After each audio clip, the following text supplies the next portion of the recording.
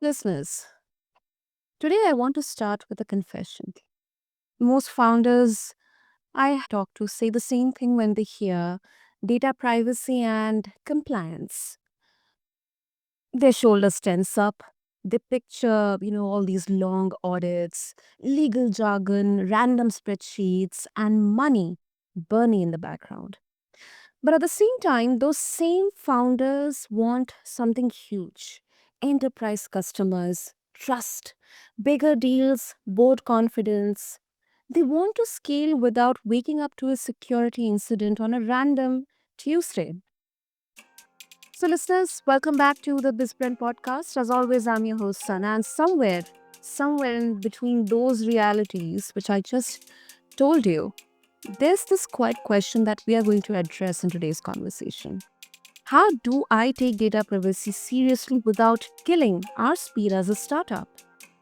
So, today we are not going doom, we are not doing fear. We are talking about privacy and compliance as a strategic lever, as something that can actually help you close deals and move pipeline. And my guest is perfect for that conversation. We have with us Shayne Adler, CEO of AETOS Data Consulting. She helps teams turn strategic compliance into a sales advantage. She translates heavy frameworks like the SOC to ISO 27001. Okay, Shane, I'm not very much familiar with all of them, but yeah. And I AI risk management framework into simple playbooks that real teams can actually ship against. And what I love about Shane's work, listeners, is that it's very operator coded, at least that I can say. She lives in the world of what evidence do buyers really ask for. Where do startups waste time on low ROI tasks? And how do you stand up lightweight but defensible controls that sales, legal, and engineering can all live with? So, if you're a founder, a product leader, security person, or anyone who has have ever thought this question that we should probably do something about compliance, but I don't know how to figure that out, this one's for you.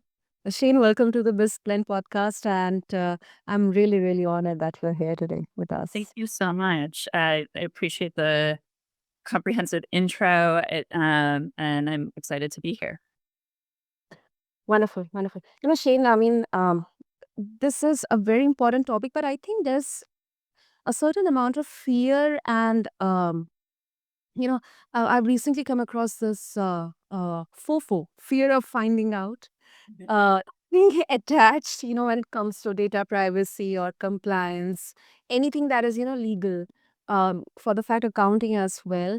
And recently we have seen a lot of data outages, a lot of security, incidents happening at a global level. Even the biggest companies, the enterprises are also prone to such kind of incidents. So let's start at the ground level. When you look at early stage startups, let's say in the first 12 to 18 months window, what do you think they consistently get wrong about data privacy and security? I think considering compliance a tomorrow problem is the biggest issue for most early stage startups. They think that they're not big enough to be a target for regulators, which is honestly true, but they don't see the full picture that for B2C companies, investors are going to want to see data privacy and AI governance taken seriously if they're going to invest. And, if a B2B company wants to sell to a larger company, they're going to be extremely protective of their vendor stack, and they're not going to want to buy from a company that doesn't have a compliance program in place. So those are the two audiences that get missed in those early conversations. Hmm. And Shane, if a founder is listening right now and thinking that, okay, that is probably us, what is the first concrete step you want them to take, maybe right now, this week, not even next year? I like to put out little 5-minute checks that people can do even same day if they see one of my posts and it can help on LinkedIn, for example. I will share something like reviewing your privacy policy on your website. Number one, is it there? Uh, Checking that you have disclosures that are all those public facing disclosures in place and that they're easily accessible and that they're not just a template that you copy and pasted. Uh, Mhm. that's one of those things I call low hanging fruit. It's easy to do. It's easy to tell if it's, in jargon or really hard to understand versus something that is easily read by a layperson. It's also one of those signs of maturity. You have to have those things in place in order to do business. It's just table stakes. Exactly. And this is something I can connect with, because working in the sales and business development front, especially in the IT services or IT sector, I kind of now think about, how I kind of also um maybe unconsciously kind of ignored those courses or training on data privacy and security, because it's not only just the external bad actors or agents, but there are several internal incidents as well. And sometimes it can be very difficult to kind of go through the jargons. For example, in the intro, I really really kind of said mistakenly SOC. Actually, it's called SOC 1 and SOC 2 type 2 type 1. I'm not sure, but yeah. I think even a layperson can understand. I think in that way, definitely, it needs to be kind of, made aware about. And honestly, you pinpointed one of the biggest issues. Uh, it's that humans tend to be the biggest security gap, not the technology. You can Mm. have amazing cybersecurity policies in place, but if you are saying you do all these amazing things, but not actually doing them, we like to talk about saying what you do and doing what you say. That Mhm. delta between what a company says they're doing and what is happening on a day-to-day basis with the people who may have gone through the training but not fully paid attention or, let a step or two slip, that tends to be what is causing the biggest issues that ripple out. Yeah, absolutely, absolutely. And you talk about, and this is very interesting because I haven't come across this aspect, especially around compliance. You talk about it as that, something that closes deals. Now, a lot of founders, they still treat SOC type 2 and similar frameworks as this expensive badge that, they get under pressure. In your experience, when does compliance actually move the pipeline, and when it is just, like a nice logo on a slide or your website? I think particularly for B2B companies, I've used this term already, it's become table stakes. If a B2B startup wants to sell to a larger enterprise, they will almost always require that one of those badges is in place. Typically, they'll want SOC 2 Type 2, which is the audit over a period of time versus a snapshot in time, which is SOC 2 Type 1. Um, Okay. and they will use that as a heuristic or a shorthand for what your practices must be in order to have earned the badge. Mm. They assume that you're still doing all of the things that the badge says you were doing, during the observation, during the audit. For for a B2C company, backing up just a step, SOC 2 tends to be a very US-based one.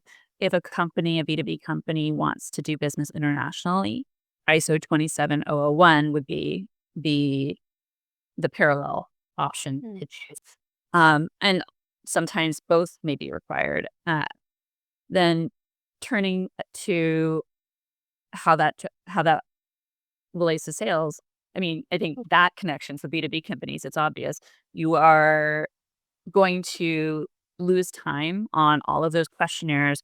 You may even not get a second look from a potential client or customer if you don't have that at least in process, because there are other solutions out there who have those trust signals, I like to call them, They don't necessarily mean a company is 100% trustworthy, but it gives an idea of where you're prioritizing. On the B2C side, it really comes down to what I referred to earlier. It's more on the funding because we tend not to see consumers be as aware of or concerned with these badges. However, with B2C companies, because regulators will tend to look at them with more scrutiny, Exactly. investors are going to also do the same because they want to make sure they are investing in a company that isn't going to just be completely devalued.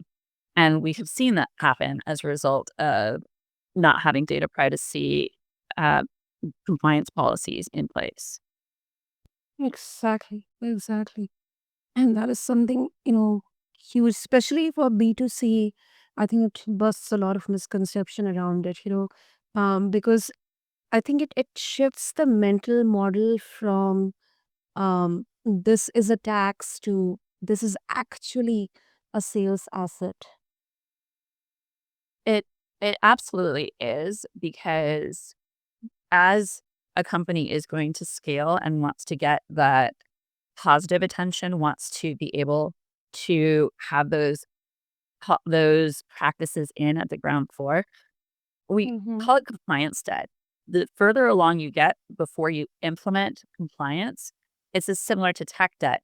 It's more costly, more disruptive, more complex to reverse engineer it. And sometimes you can't turn the clock back on it. Um, One situation we did see was it was a B2B company, but this exact thing happened in a B2C company as well that I'll refer to in a minute. The company was going through a liquidity event. They were going to be acquired.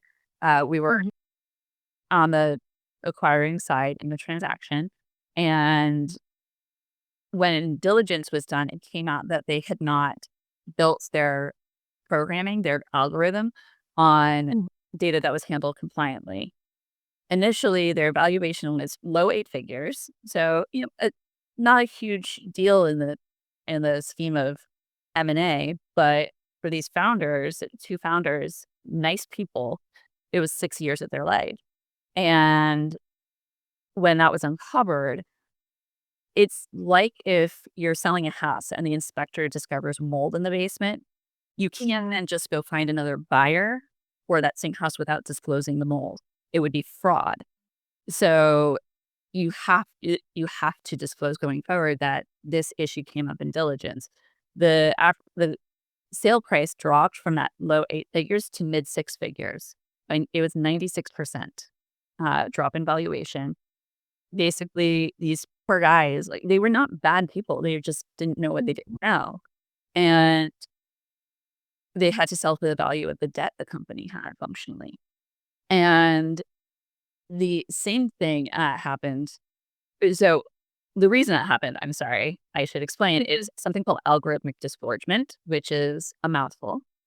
But it means that if data is not handled in a compliant manner, you have to delete everything that flowed from that was derived from that was built on that data. So they had to delete everything. The same thing happened when Amazon acquired Ring a few years ago, like the Ring security cameras. That was a B2C product, and Ring had been using data that it didn't have the right to for that purpose when they built their algorithm. And so it ended up being a very expensive mistake on Amazon's part. Hmm. Yeah, that's actually a good example. Very good example. Um, and I think uh, you know, for founders and even for the GTM folks, I think um, it's it's it's very safe to say that if your security work never shows up in your sales story or your trust center, you are leaving money on the table. Mhm. I Mm. absolutely think that's accurate because when you were mentioning in the intro about all of these issues that have come up recently, a Mm-hmm. lot of the time the company that's in the headlines isn't necessarily the one that had the actual security breach or incident or whatever we want to call it.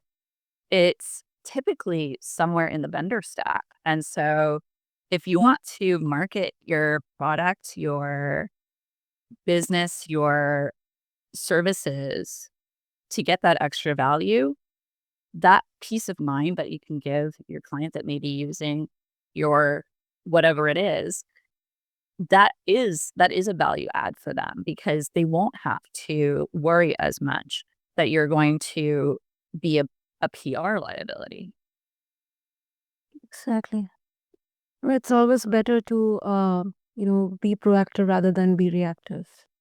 100%.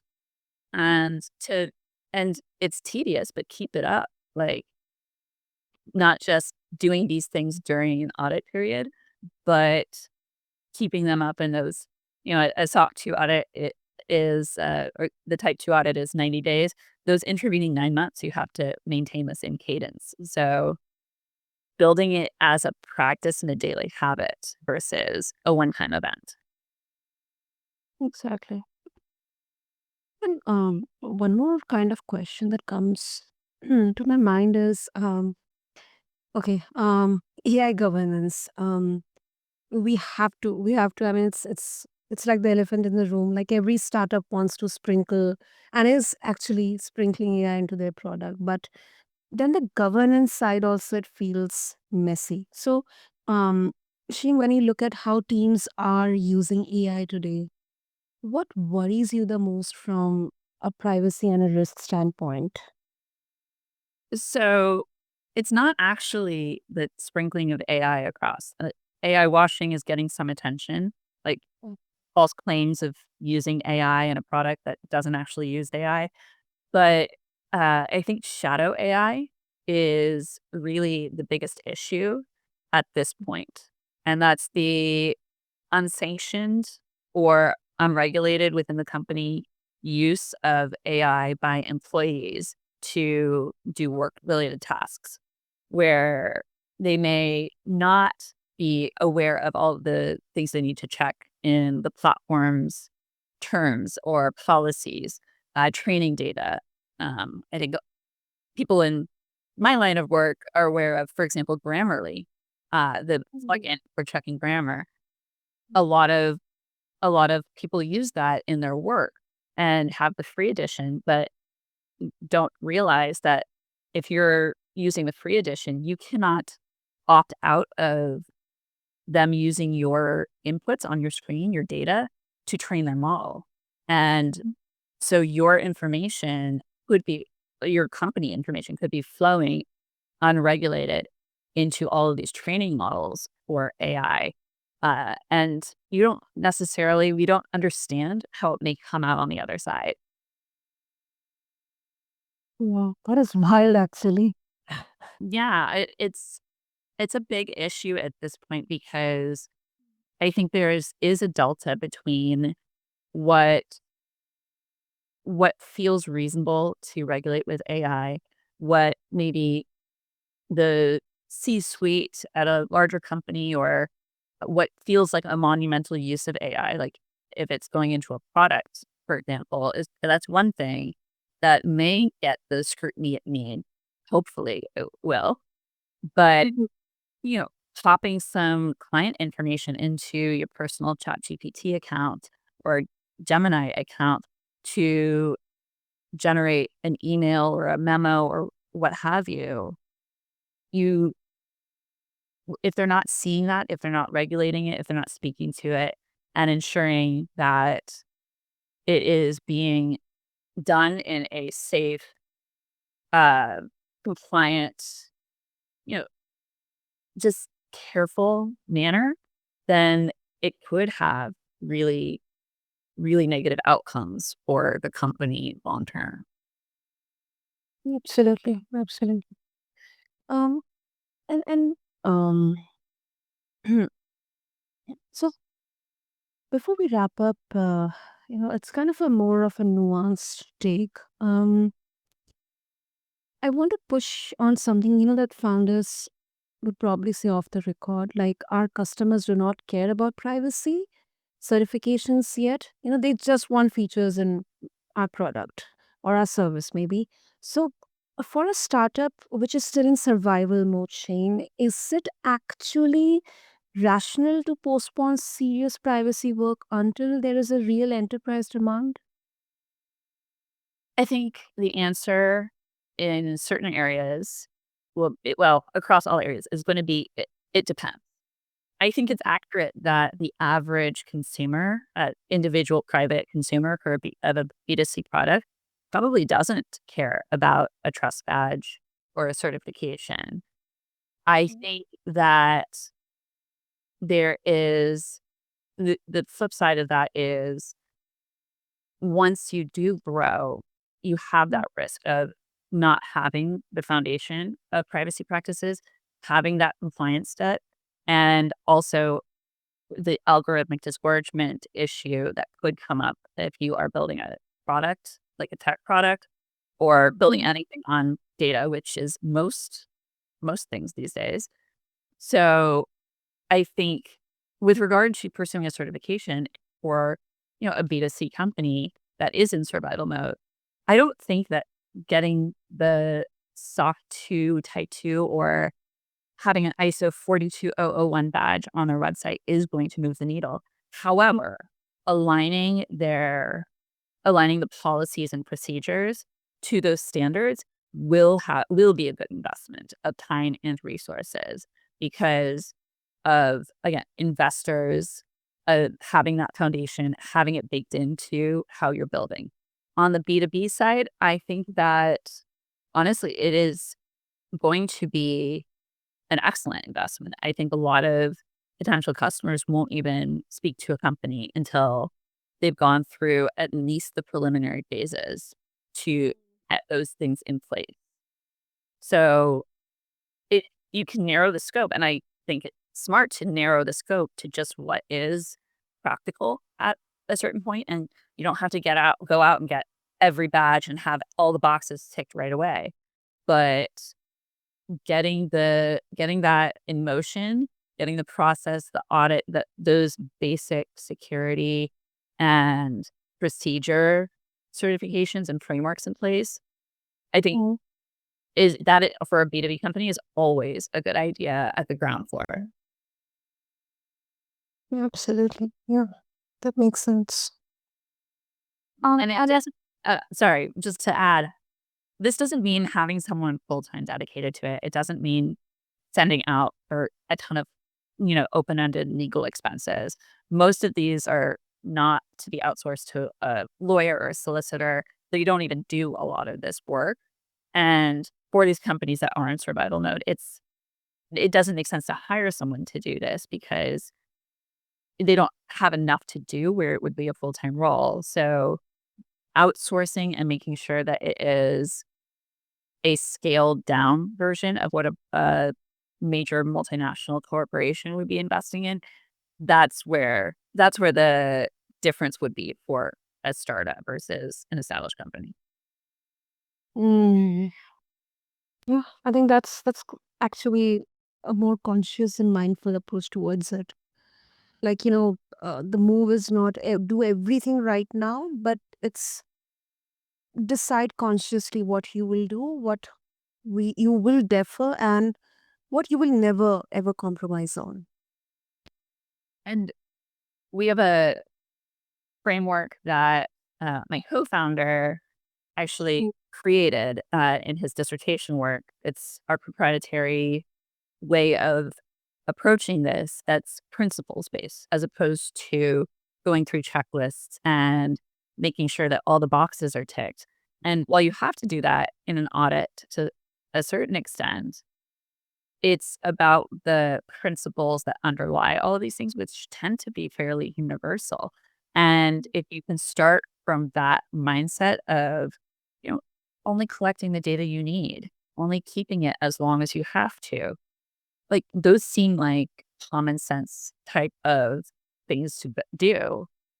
Mm. So you don't have to over engineer, pun intended, towards all of those little minutia and the patchwork of laws that are out there because honestly, they're going to change next week anyway. Makes sense. Makes sense.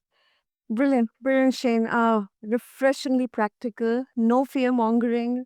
No alphabet soup for the sake of it. So, very, very clear message. And I really, really like, I actually, because I have, zero sense, like the technicalities are completely alien to me, but then at least I personally, I kind of have begun to understand the soul of it, the need of it. So, thank you so much. And of course, if our listeners, especially all the founders or small and medium business owners who are listening to this conversation, if they would like to connect with you, extract more wisdom on this and also check out your work, what would be the best way? I'm always available via our website. Typically, if you want to book with us, you get straight to me. So it's AETOS-data.com. So AETOS-DATA.com. Or you can reach out to me at Shayne at AETOS-data.com. That's it's a very easy pipeline to get through. And I'm always happy to speak with a founder or, you know, anyone who's interested in the topic and provide a little bit more tailored, specific guidance to their situation or, you know, answer any questions they may have. I don't want it to be scary. I want it to feel achievable. Super, super. So, listeners, what I'm going to do for all of you is have all the details in the show notes. So, connect with Shane, check out AETOS Data Consulting and her work on strategic compliance, especially if you are trying to get enterprise ready without killing your roadmap. And if you are building a startup, privacy and security are not a side quest. They are a part of how you sell, how you sleep at night, and how you stay in the game long term. So, once again, thank you so much, Shing. This was absolutely necessary and very enriching as well. Thank you so much. I had a great time. So, listeners, start by knowing your data, decide your non negotiables, and turn your proof into something your buyers can actually see and understand. And also, if this episode gave you one concrete next step, share it with a founder friend or your product or security lead. Hit follow, leave us a review, and tell us what part of this conversation you are taking back to your team. And thank you so much for tuning. And this is your host, Sun, and this has been BizBlend. I'll catch you in the next episode. Thank you.